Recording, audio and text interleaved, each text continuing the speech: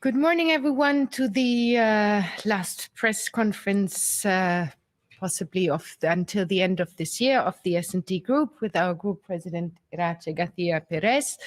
It is my pleasure to hand over to her now. And then, of course, whether in the room or online, you can ask your questions. So, Iratxe, please. Thank you. Buenos días a todos. Good morning, ladies and gentlemen, and thank you for being here at this final press conference of the year. Well, we never know, maybe it won't be the last one. However, it's the last one to look at the plenary session this week. And as I think you are aware, this will be a very important plenary session because it's the final one of the year, and also because finally we're going to be able to close some vital issues which are vital for European citizens and also for the European institutions. Many months of work is coming to an end with this plenary. We've seen a lot of work from the S&D Group and also from the Parliament in general, and I think it's been a very fruitful period. As you know, in this plenary session, we'll vote on the multi-annual financial framework, so the upcoming budget for the next 7 years. We'll also vote on the rule of law mechanism. We'll be voting on the whole package, and this package has seen huge efforts from the very beginning of the pandemic in March. If I had to say something in summary on the vote that we're going to have, the resolution we will be approving and the content we'll be voting on, then I would highlight the success of the European Parliament, the success in achieving a budget for the EU which is more ambitious. For the first time in history, this Parliament has been able to increase the total budget which is being adopted by the Council. We've seen it increase by 16 billion euros, so it's a more ambitious budget. It's a more balanced budget, as gender equality balanced budget in the application of the budget. It's a greener budget, committing to the Green Deal and biodiversity targets. It's also a budget which is more European. And by that I mean linking the European budget to the rule of law mechanism strengthens the European project and its values. I know you know that that's been a priority for our group and for this Parliament over recent months. I think we should consider it as a successful outcome. It's true that to unblock the impasse in the Council adopted a political statement. However, the condition has been met that the Parliament set. That condition was that we would not accept that we change anything from the text which was adopted in the trilogues. And that today is reality. Right now, that's what we're going to be voting on, and therefore a successful outcome from the negotiations for the European Parliament. We've seen the strengthening of the European project. There was a blockage of 2 years, and we're linking the budget payments to the rule of law mechanism. And as you know, we're going to be voting on a resolution. Vast majority of the groups in this Parliament have adopted or will adopt a resolution where we clearly set out that we will keep a close eye on the work of the European Commission in this area. This needs to guarantee that everything that is set out in the treaties is being met. It's a very clear, very firm a close eye on the work of the European Commission in this area. This needs to guarantee that everything that is set out in the treaties is being met. It's a very clear, very firm resolution. There's no doubt, and it sets out the role of the Commission as guardian of the treaties. Moreover, the European Commission have already been very clear on their role as well. If they said that if there was any violation of fundamental rights in the upcoming period, and whilst this issue is at the Court of Justice, then this will be taken into account. And obviously the court needs to consolidate this instrument. So therefore, I do want to insist on this. This has been thanks to the work of the S&D group in the European Parliament. We're going to see the start of next year that things are more optimistic and more European.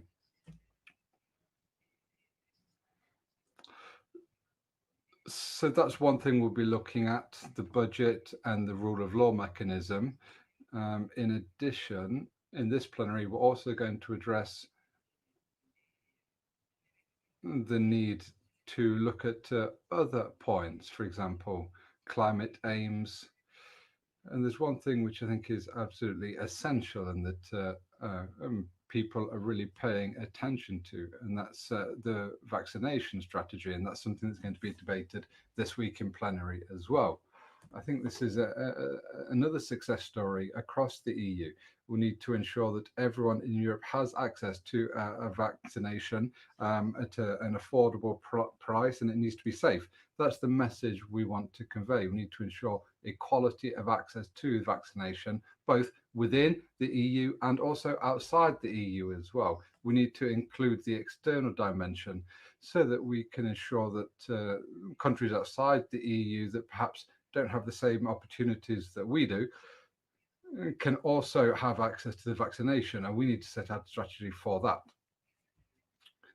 One thing is very clear, and it's been conveyed by many leaders, both at a European level, national level, and the WHO. This pandemic will not come to an end until the vast majority of people around the world are vaccinated. And this means we need to apply this vaccination policy not only within the EU, but also outside the EU as well. I'd like to refer to one specific report, which is very important for us. And this is a report that will be debated and voted on in this plenary week as well. This is a strong social Europe for a fair transition. And Henry Jungerius is a co-author of this report, and it's an important contribution to the application of the European Pillar of Social Rights.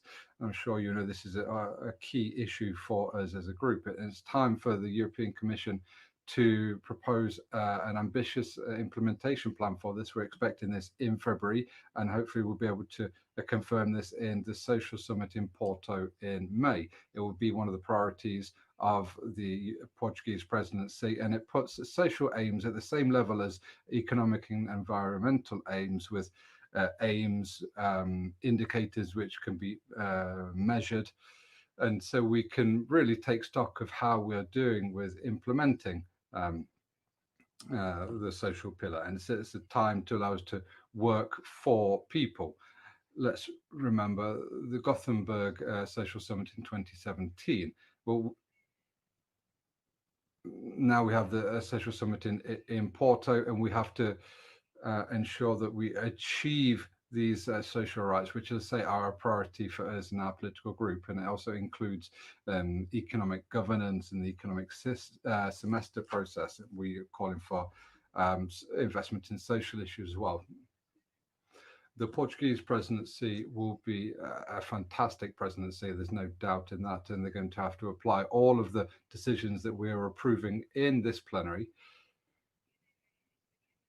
They have experience and they're robust in overcoming economic and social crises without turning to austerity. And that's something important for our political family. So this presidency will be very much focused on the social pillar. At the beginning, I referred to the Portuguese presidency. And so in this final plenary, I have to refer to the German presidency of the past 6 months. We can be very pleased with the work and the cooperation which has existed between the German presidency and the European Parliament.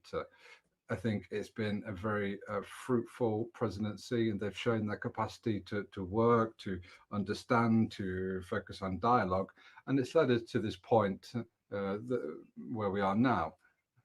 So we want to highlight the work of our colleagues in the SPD, both in the German government as well as here in the European Parliament, which have made a lot of this possible. A lot of the achievements that we have achieved are a reality because of their work, and we're very pleased with everything that has been done. We're very grateful for their hard work and for their level of cooperation. This afternoon, we'll have Michael Roth, the Minister of European Affairs from Germany, to have a final debate about what has been the German presidency. And so I'd like to express my gratitude to them. Now, unfortunately, we weren't able to begin with the Conference on the Future of Europe. I think the German presidency would have wanted to have begun that this year, but as you know, there's an impasse there. Firstly, we need to understand what the position of the Council is on the structure and the leadership of this conference. You know what our position is on that. As there's still a lack of agreement between us and the Council on this, we need a bit more time. Firstly, the Council need to clarify their position. We have a clear position here in the European Parliament, but the Council needs a bit more time so they can have an official proposal.